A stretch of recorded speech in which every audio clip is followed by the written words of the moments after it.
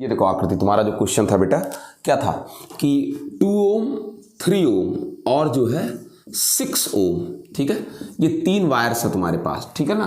कह रखा है इनको कैसे हम क्या करें, जोड़ें, किस तरीके से कंबाइन करें कि मैक्सिमम करंट मिले हमको, ठीक है ना।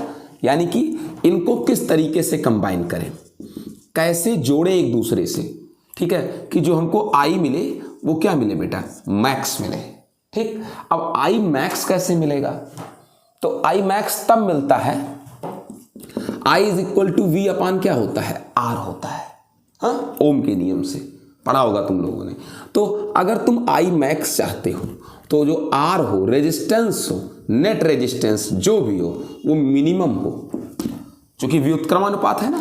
अगर करंट मिनिमम होगा तो धारा क्या होगी, सॉरी, अगर प्रतिरोध मिनिमम होगा, रेजिस्टेंस अगर मिनिमम होगा तो फिर धारा क्या होगी, मैक्सिमम होगी। तो सर रेजिस्टेंस मिनिमम का क्या मतलब है, हम बता रहे हैं, समझो क्या है रेजिस्टेंस मिनिमम का मतलब।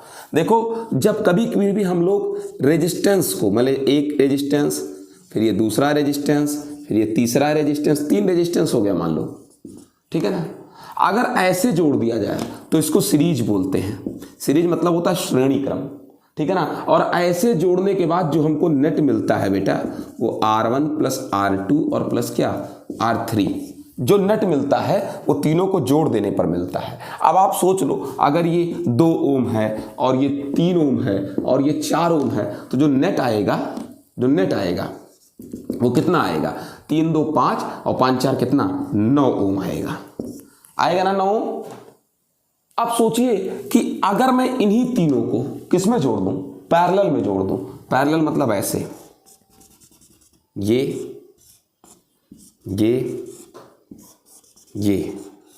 पैरेलल में जोड़ दिया, ये 2 ओम, ये 3 ओम और ये कितना 6 ओम। तब पता है जो इनका नेट आएगा वो कितना आएगा, अभी आपके आंख के सामने ही है। देखो अब इनका नेट कितना आएगा, देखो अब इनका नेट कितना आएगा मैं बता रहा हूं। अब ये पैरेलल में है तो फिर इनका नेट जो आएगा 1/2 ओम, 1/3 ओम और 1/6 ओम। अभी आपके आंख के सामने आ जाएगा। 6 इन तीनों का एलसीएम हो जाएगा, 2 तिहाई 6, 3 दुनाई 6, 6 एकम 6, ठीक है ना। 3 2 कितना 5 और 5 1 कितना 6, ऊपर 6 आ गया, 3 2 5 1 6 और बटे 6 ओम, 1/r नेट। पलट दीजिए इसको पलट दिया तो यहाँ 6 एकम 6 ऊपर गया 1 ओम। अब देखो पैरेलल में जोड़ने पर जो इनका नेट आया वो कई ओम आया, 1 ओम आया। 1 ओम आने का मतलब क्या है कि इन तीनों में सबसे कम कौन है, 2 3 6 में सबसे कम कौन है, सबसे कम कौन है, 2 है। लेकिन पैरेलल में जोड़ने पर इन तीनों का जो नेट आया वो कम वाले से भी कम आया, यानी कई ओम आया, 1 ओम आया।